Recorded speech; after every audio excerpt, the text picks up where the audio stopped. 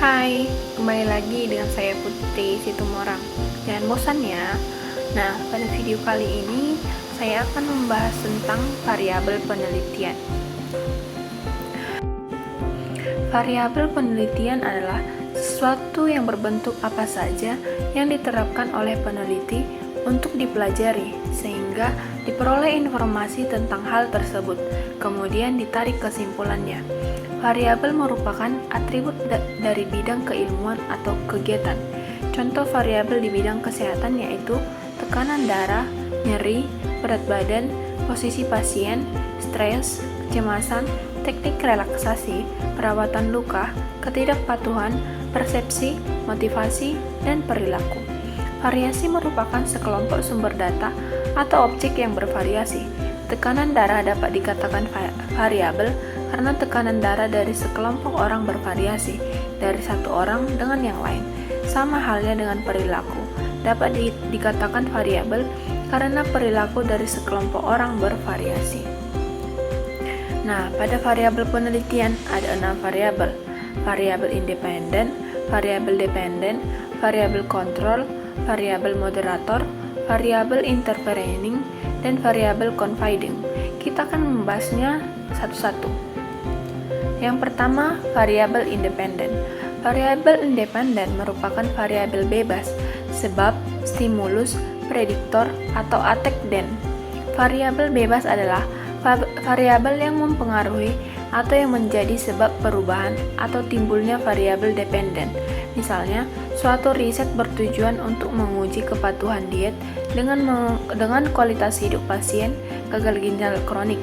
Kepatuhan diet menjadi variabel independen atau variabel bebas, sedangkan kualitas hidup pasien gagal ginjal kronik sebagai variabel dependen atau variabel bebas. Yang kedua, variabel dependen. Variabel dependen atau variabel terikat merupakan variabel yang dipengaruhi atau yang menjadi akibat karena adanya variabel bebas. Variabel ini disebut variabel terikat karena variabel ini dipengaruhi oleh variabel independen atau bebas. Penjelasan suatu fenomena tertentu secara sistematis dapat digambarkan dengan variabel dependen. Contohnya, suatu riset bertujuan untuk menguji tingkat kekurangan gizi dengan kejadian anemia.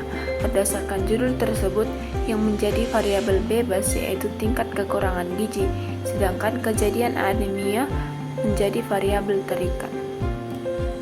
Yang ketiga, variabel moderator. Variabel moderator merupakan variabel yang memengaruhi atau memperkuat atau memperlemah hubungan variabel bebas dengan terikat. Variabel moderator disebut juga variabel independen kedua.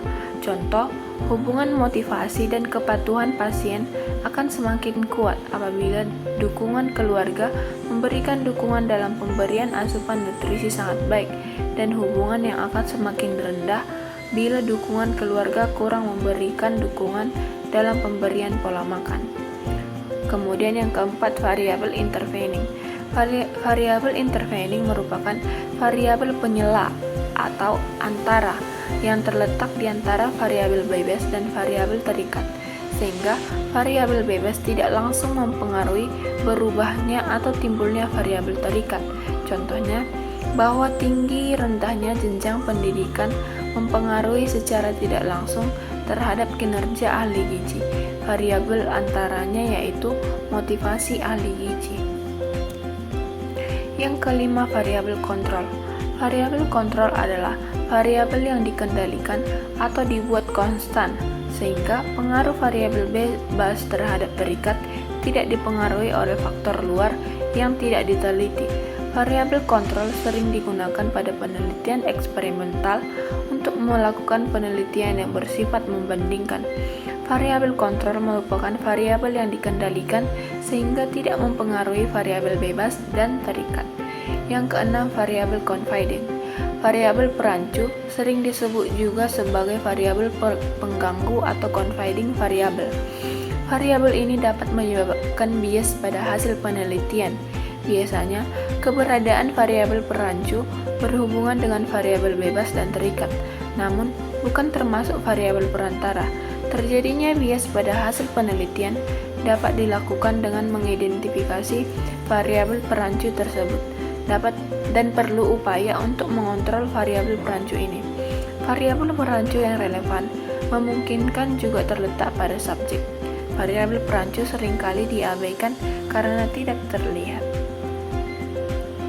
Nah, kasus yang pertama. Dalam penelitian tentang pola makan, seorang ahli gizi meneliti pengaruh asupan sayur terhadap tekanan darah. Namun, ia memastikan bahwa semua responden memiliki usia yang sama agar tidak memengaruhi hasil. Variabel apa yang dikendalikan? A. Asupan sayur. B. Tingkat darah. C. Usia.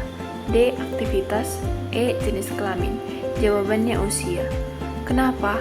Usia adalah variabel kontrol karena dikendalikan agar tidak mengganggu hubungan antara asupan sayur dan tekanan darah. Kasus yang kedua. Peneliti ingin mengkaji hubungan antara kafein dan kualitas tidur mahasiswa. Ia menduga bahwa tingkat stres mahasiswa dapat memengaruhi kuat atau lemahnya hubungan tersebut. Variabel moderator dalam penelitian ini adalah A. Kafein, B. Kualitas tidur, C. Tingkat stres, D. Usia, E. Jenis kelamin. Jawabannya tingkat stres. Kenapa? Tingkat stres memperkuat atau memperlemah hubungan antara konsumsi kafein. Kafein ini variabel independen dan kualitas tidur. Kualitas tidur ini variabel dependen.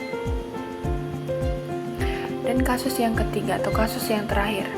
Dalam penelitian tentang pendidikan, peneliti meneliti pengaruh bimbingan belajar terhadap prestasi akademik. Agar hasil akurat, ia mengontrol lama waktu belajar mandiri. Variabel kontrol adalah A. Lama belajar mandiri, B. Prestasi akademik, C. Bimbingan belajar, D. Motivasi, E. Jenis kelamin. Jawabannya lama belajar mandiri. Kenapa? Karena lama belajar mandiri dikendalikan agar tidak memengaruhi hasil penelitian. Kan di dalam kasus dijelaskan, agar hasil akurat, ia mengontrol lama waktu belajar mandiri. Nah, jadi begitu teman-teman. Jadi kesimpulan yang saya ambil dari penjelasan kali ini, variabel dalam peneliti memiliki peran yang sangat penting dalam menjelaskan hubungan sebab akibat. Variabel independen adalah faktor penyebab yang memengaruhi variabel dependen sebagai akibat. Tanpa kejelasan keduanya, penelitian sulit menghasilkan temuan yang valid. Selain itu, variabel moderator hadir untuk memperkuat atau memperlemah hubungan antara independen dan dependen. Keberadaannya membantu peneliti memahami kondisi apa yang membuat hubungan lebih kuat atau lemah. Berbeda dengan moderator, variabel intervening menjadi jembatan yang menengahi pengaruh independen terhadap dependen. Dengan kata lain, hubungan antara keduanya tidak langsung, tetapi melalui variabel perantara. Konsep ini membuat penelitian lebih komprehensif dan tidak hanya melihat pengaruh langsung. Sekian metode yang bisa saya sampaikan atau teori yang bisa saya sampaikan pada video kali ini. Semoga dapat menambah wawasan kita bersama. Sekian yang bisa saya sampaikan. Terima kasih.